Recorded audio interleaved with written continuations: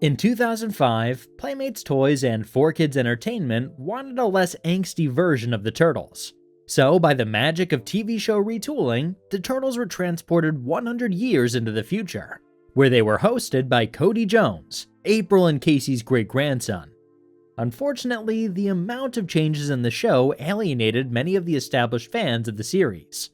As a result, the new characters may have been perceived as irritating. But was Cody an irritating late addition? And what did the writers do to prevent him from becoming a Wesley Crusher? Today, I'll explore the story of Cody Jones from the Fast Forward season.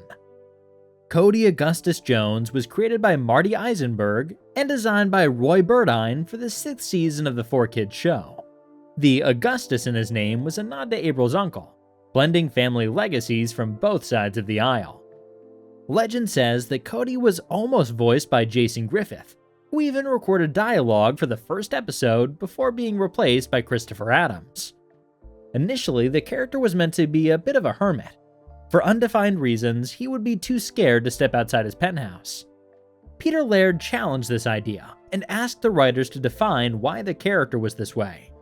He suggested adding some sort of trauma to explain this behavior. But, as you'll soon learn, as the heir of O'Neill Tech, he was simply sheltered from the outside world to keep him safe from any possible kidnappings.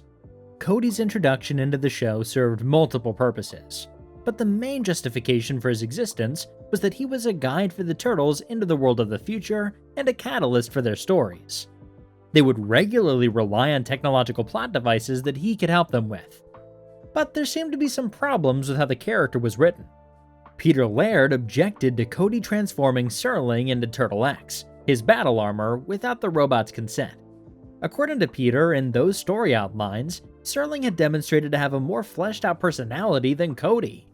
This resulted in the writers changing the original Turtle X from Serling to a modified old robot, at least initially. But in one of the many emails he sent to the show's mastermind, Lloyd Goldfine, Peter expressed his worries about making Cody too perfect. And apparently, he and the writers were very conscious about not making Cody into another Wesley Crusher. If you don't know who Wesley Crusher was, he was a young prodigy from the Star Trek The Next Generation series. Like Cody, he had advanced knowledge and skills for his age, which allowed him to be inventive and adept at problem solving. That sounds a lot like Cody. You're probably more familiar with this parody of the character. Wesley sometimes rubbed fans the wrong way, seen as too perfect or just plain irritating. Many essays have been filmed about this subject, and in general, they all seem to agree that this was a writing problem and not so much the character itself. Considering how Cody was, in a way, limited to his penthouse, Peter hoped that this could make his character more compelling. Cody needed to show flaws and foibles to go with the smarts and wealth. Peter suggested that Cody should have more layers, flaws, inner turmoil, something to balance out the genius in the bank account. He even proposed tension between Cody and the Turtles, guilt over whisking them to the future. But a strict no-angst policy from Playmates Toys and 4Kids kept that conflict from hitting our screens. Still, the Wesley Crusher comparison was on point. To avoid the same fate, the writers needed to ensure that Cody wasn't a Mary Sue who provided plot devices and deus ex machinas. Let's explore how successful they were. According to his action figure bio, Cody Jones was the 14-year-old great-grandson of April O'Neil and Casey Jones, and heir to the high-tech corporation O'Neill Tech. He was described as living a secluded and sheltered life before the arrival of the Turtles, due to his over-controlling uncle, Darius Dunn. So, while they were in the future, the Turtles made it their mission to help Cody break out of his shell. Cody was orphaned at a very young age, and being too young to take over O'Neill Tech, he appointed his legal guardian, his uncle Darius Dunn, as its CEO. Darius promised Cody's father he would protect the kid. Being the sole heir of such a big corporation served as an excuse for Darius Dunn to overprotect young Cody, not letting him leave his penthouse, as doing so could put the company's future in peril. With his parents gone and his uncle at an emotional distance, the only family Cody had growing up was his robot servant, Serling. All this sheltering made Cody fascinated with the journal of April and Casey, who wrote in detail about the Teenage Mutant Ninja Turtles. This soon became Cody's hobby. and he started collecting as much memorabilia as possible from that era and their adventures. But unfortunately, with the Turtles being ninjas, there were no visual records of them. This motivated Cody to create the Time Window, a device that allowed him to peek into the past. Quite a violation of privacy, if I may say. And as you probably already know, this experiment didn't go as expected, and resulted in the Turtles and Splinter being transported 100 years into the future.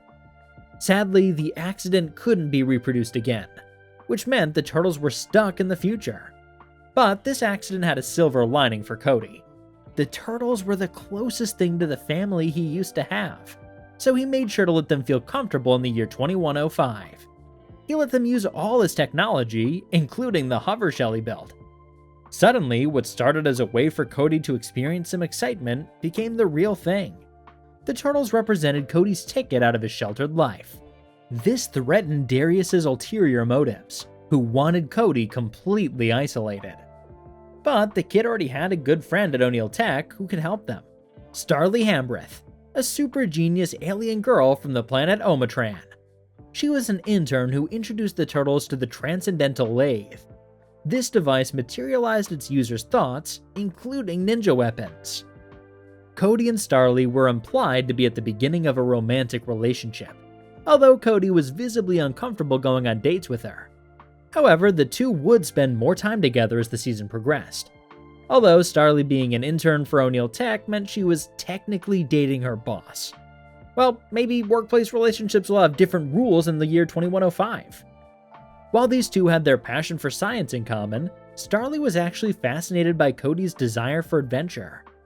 Cody and Serling created the Hollow Dojo to allow the Turtles to train in virtual reality settings. For his generosity, Splinter gave Leonardo the okay to train Cody. Another significant creation was Turtle X, a battle armor Cody designed for himself by retooling an old Servatron that preceded Serling. While his intellect was a reflection of April, Turtle X was pure Casey Jones, as it displayed Casey's mask and allowed him to engage in battle and fight side by side with the Turtles. Unfortunately, Turtle X wasn't ready enough for action, and got hacked by Jammerhead during a mission. While he survived the experience, Splinter forbade him from adventuring again until he perfected his ninja skills. But Cody was persistent, and with the help of Leonardo's teachings and his own technology, he was able to rescue the Turtles from their dark clones. His ability to defend himself eased Splinter's mind. All this creativity had to be used for good, and that was why, since its foundation, O'Neill Tech promised never to produce any weapons. This was a promise that the Turtles and Cody soon believed Darius to have broken.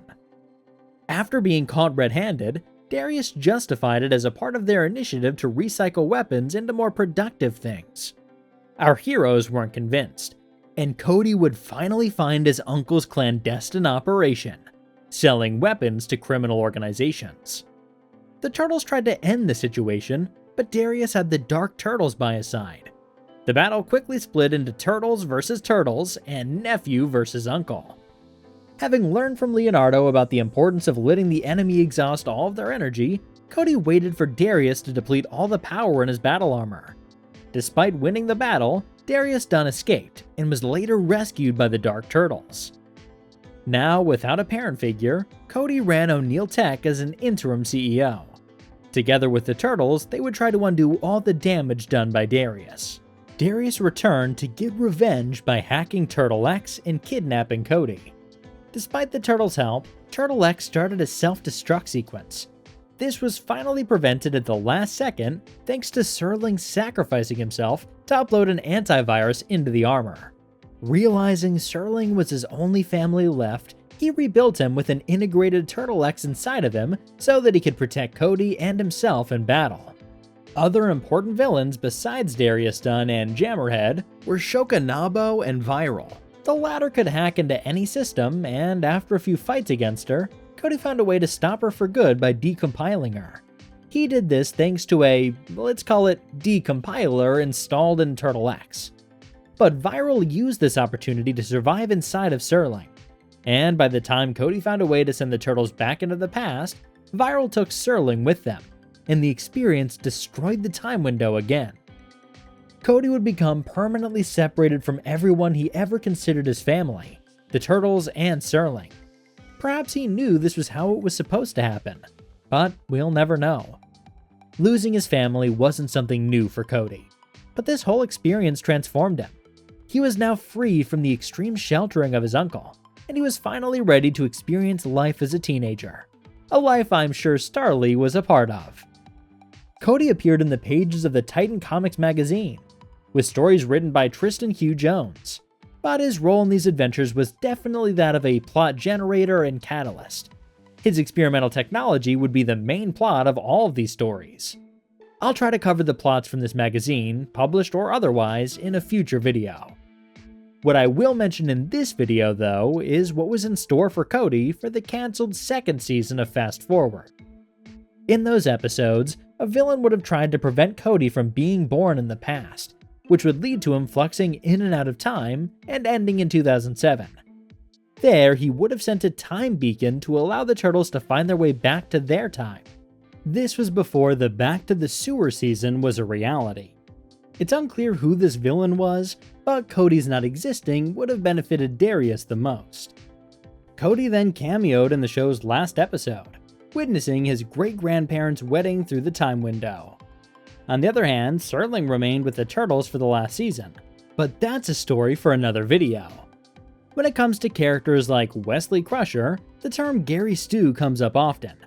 Gary Stu is the male version of a Mary Sue, a character who's idealized to the point of being unrealistic, possessing abilities, intelligence, or charisma that make him virtually flawless and universally successful in their actions within the story, often without any meaningful development or challenges.